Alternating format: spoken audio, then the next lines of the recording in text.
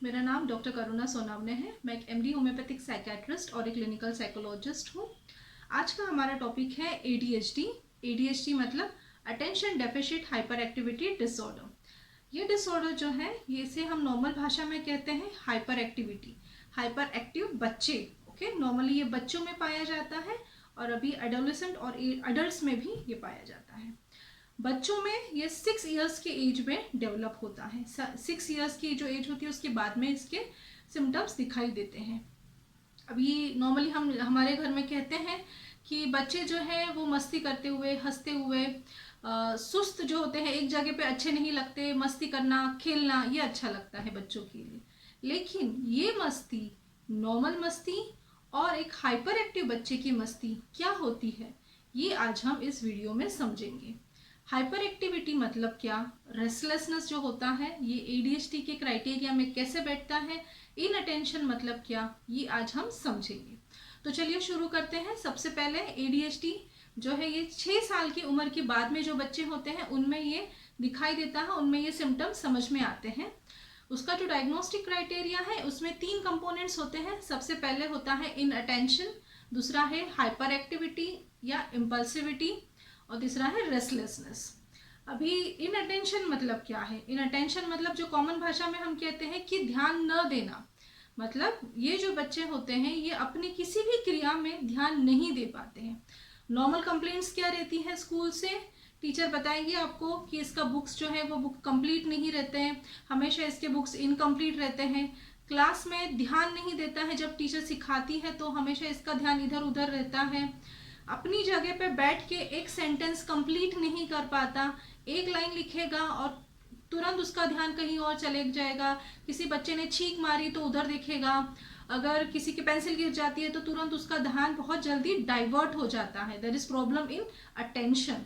जो भी ऑर्गेनाइजेशन रहता है, मतलब जो भी काम रहता है जिसमें ऑर्गेनाइजेशन लगता है, वो काम करने में उसको डिफिकल्टी होती है। अपने जो बुक्स होते हैं वो बुक्स को अच्छे से ऑर्गेनाइज नहीं करता, अपना खुद का सामान ऑर्गेनाइज नहीं कर पाता है ये बच्चा। तीसरी चीज रहती है जो हमेशा स्कूल से कंप्लेंट्स आती है कि इसके बुक्स हमेशा इनकम्प्लीट रहते हैं, बुक्स कभी कंप्लीट नहीं करता है ये, क्योंकि इसको एक जगह पे जो सस्टेन्ड अटेंशन का काम रहता है वो कर नहीं पाता।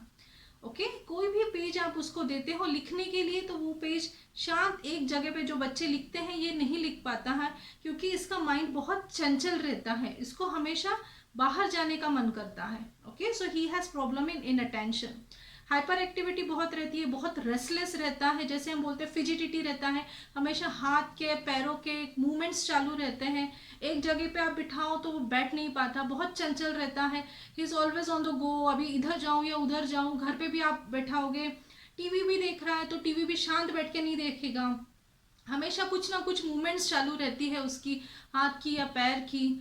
अगर कोई भी, अभी जैसे हम बच्चों को गेम्स देते हैं खेलने के लिए, अगर गेम्स भी देते हैं उसको खेलने के लिए तो गेम्स भी वो शांत बैठ के नहीं कंप्लीट कर पाता है। गेम्स के अगर पजल्स है तो एक गेम खेलेगा, 2 मिनट में उसको छोड़ देगा, दूसरा गेम लेगा, वो गेम खेलेगा। तो he is completely changing because he is not able to give a sustained attention in anything. Okay, उसको अटेंशन के प्रॉब्लम्स रहते हैं, हाइपर एक्टिविटी बहुत रहती है।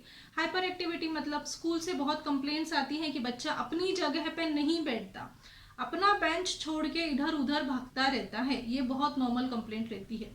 ओके, जो भी उसको आप काम देते हैं स्कूल में वो स्कूल में कंप्लीट नहीं करता, बहुत बात करता रहता है, कंटिन्यूस बोलता है। टीचर के कोई सेंटेंसेस है तो सेंटेंसेस कंप्लीट नहीं होते हैं, बीच में ही वह इंटरप्ट करेगा। फ्रेंड्स के साथ उतना उसका लिंक नहीं बैठ पाता है, या फ्रेंड्स के साथ उतना कोऑपरेट नहीं कर पाता है। फ्रेंड्स जो है अगर वो अपना काम जल्दी कंप्लीट करते हैं तो उसको यही काम करने में टाइम लगता है। Okay, so this is the problem in this attention. Restlessness रहता है, बहुत कंप्लेंट्स रहती है पेरेंट्स की कि अगर कहीं बाहर खाने के लिए जाते हैं, रेस्टोरेंट्स जाते हैं, तो रेस्टोरेंट्स में भी ये शांत से एक जगह पे नहीं बैठता है, या फिर किसी के घर पे जाते हो तो वहाँ पे भी उसकी जो रेस्टलेसनेस रहती है, ओके, इधर घूमना उधर घूमना, ये बहुत कंटिन्यूस चालू रहता है।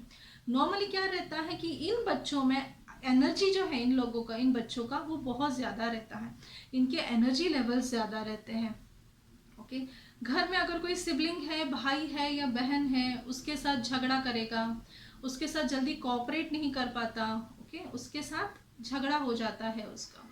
ये है उसके कुछ क्राइटेरियाज है, ओके। ये हाइपर एक्टिविटी के हैं, इम्पल्सिविटी के हैं, और दूसरी है अटेंशन के। नॉर्मली हमने देखा है कि ये जो सिम्टम्स रहते हैं, ओके, ये सिम्टम्स नॉर्मल बच्चों में भी पाए जाते हैं। तो फिर उस बच्चे को हम एडीएचडी का क्राइटेरिया कब लगाएंगे?